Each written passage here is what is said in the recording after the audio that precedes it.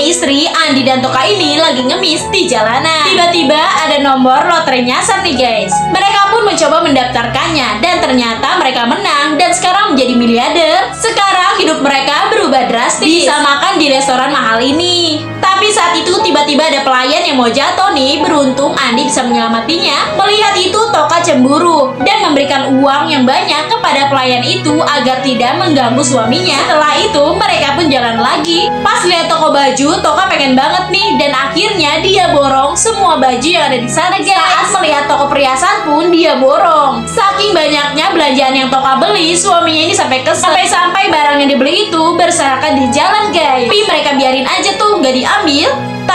Dari ada orang jahat nih yang mengikuti mereka. Saat malam hari, penjahat ini pun masuk rumah Toka lalu mengambil barang dan semua uang yang mereka punya. Dari ada orang jahat nih yang mengikuti mereka. Saat malam hari, penjahat ini pun masuk rumah Toka lalu mengambil barang dan semua uang yang mereka punya. Keesokan paginya, saat Andi dan Toka ini bangun, mereka kaget banget nih karena barang berharga dan uang yang mereka punya sudah hilang. Akhirnya sekarang mereka turun ke jalanan lagi untuk minta-minta guys. Gak lama datang bap pelayan ini yang dulu ditolongin Andi.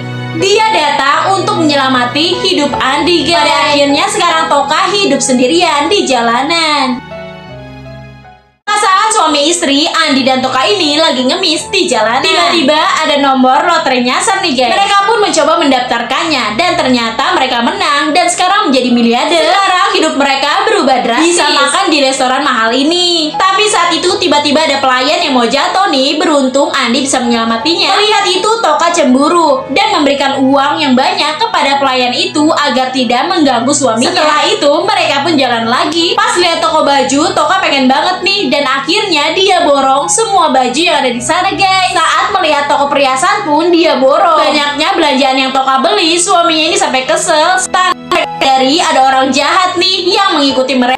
Saat malam hari, penjahat ini pun masuk rumah Toka lalu mengambil barang dan semua uang yang mereka punya. Keesokan paginya, saat Andi dan Toka ini bangun, mereka kaget banget nih karena barang berharga dan uang yang mereka punya sudah hilang. Akhirnya sekarang mereka turun ke jalanan lagi untuk minta-minta guys. Kasihan nih guys, ibu Toka yang miskin terpaksa ngemis untuk beli susu anaknya.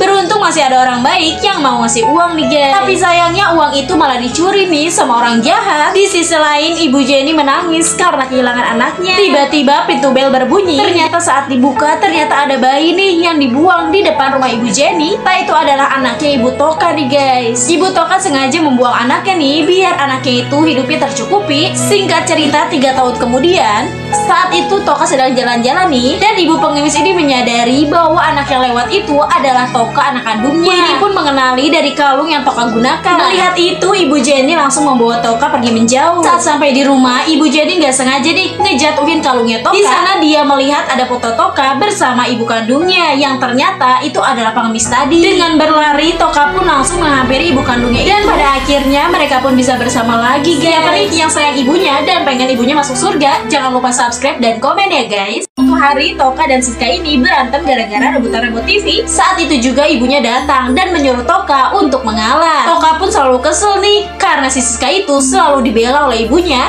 Akhirnya si Toka ini punya ide buat takut-takutin adiknya itu.